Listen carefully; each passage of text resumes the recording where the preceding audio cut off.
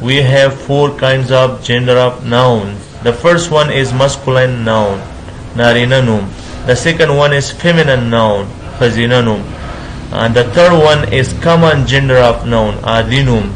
The fourth one is neuter gender of noun, hunsa num. Bismillahirrahmanirrahim. Hello guys, welcome to our online learning program. In this video I will teach you grammar. سلامونه دوستانو، یو ځل بیا تاسو ته ښه راغلاست وایم. په تیر درس کې مو په کولیکټیو ناون باندې خبره کړې وه. امید لرم چې د تیر ویډیو نه به مو ډېر څه زده کړي. په دې ویډیو کې درس پیلو د کمپاوند ناون څخه. راځو نمبر 4 کمپاوند ناون. Compound या combined noun. The combination of two or more than two words are called compound noun. مرکب یا ترکیبی نوم. د دوو یا زیاتو کلمو یو ځایوالي ته مرکب یا ترکیبی نوم وایي. په دې مثالونو کې تاسو ګورئ چې د دوو نومونو د ترکیب یا یو ځایوالي نه compound noun جوړ شوی. بس ډرایور، بس یوه کلمه ده او ډرایور بله کلمه ده. د دې دواړو نه جوړ شوی دی بس ډرایور. لکه شاپ کیپر، شاپ کیپر. دې ته غبرګ نوم هم وایي، غبرګ نوم. ووډ کټر، هاوس وایف د کور ښځه. بوک سټور، فادر ان لا، برادر ان لا. نیل کټر. دا د کمپاوند نوم تعریف او دی اگزامپلز مثالونه دي. اوس راځو نمبر 5 ته. مټیریل ناون. Material noun indicates the quality of a noun or shows what is a noun made of. د جنس نوم هغه دی چې د یو نوم پر جنسیت یا کیفیت دلالت کوي یا ښایي چې یو څیز له څه شي څخه جوړ شوی. اگزامپلز ته وګورئ. wood، wood معنا لرګی. iron اوسپنه. cement سمټ. mad خټه. copper مس. stone تیږه. sand شګه. steel فولاد. بل راځو دوستانو جنډر آف ناونز، د جنسیت اسمونه. جنډر آف ناونز ټوټلی په 4 ډوله دي. We have 4 kinds of gender of nouns. The first one is masculine noun, narina noun. The second one is feminine noun, khazina noun. And the third one is common gender of noun, adinum.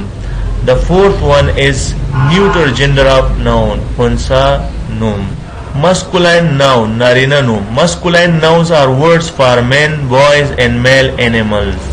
په دې ټیبل کې چې څومره نومونه تاسې ګورئ دا نارینه نومونه دي چې د نارینه انسانانو او حیواناتو لپاره کارول کیږي. لکه بوای هلک، مین سړی، فادر سن، برادر لوین زمری، ټایګر فاکس ګیدړ، هسبنډ خاوند، ګرینډفادر انکل نیفیو، کینګ رام، bull, buck, prince, policeman, actor, waiter, wizard, drake, stallion, gander.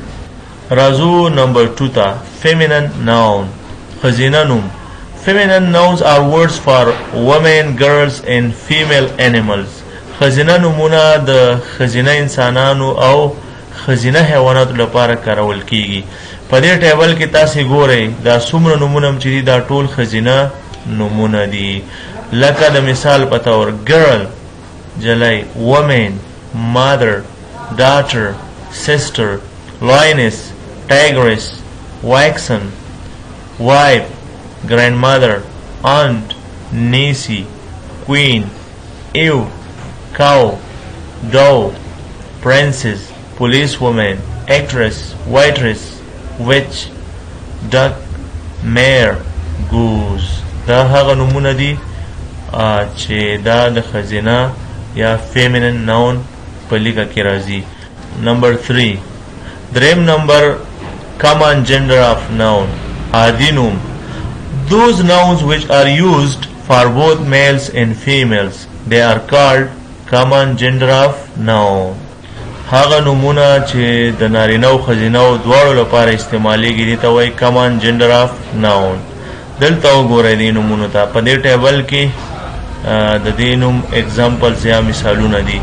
ټیچر چې د دواړو لپاره کارول کیږي، استاد یا استاده، سټوډنټ شاګرد یا شاګرده، ډاکټر डॉक्टर या डॉक्टरा, बेबी कुचने द्वाड़ो दपारा, child parent cousin, dancer, manager, president, director, scientist,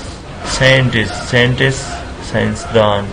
बल्ला जो नंबर 4 था neuter gender of noun, पंसानुम. Neuter gender of noun, those nouns which are neither males or nor females. पंसानुम हागा नुम दे चे न नरी नवी او न खजिना देता पंसानुम वही. पदे टेबल क्यों गो रहे? बुक, किताब, पेन, कलम, क्लास, टोलगे, रूम, कोटा, चाक, तबाशिर, ब्लैक बोर्ड, तख्ता.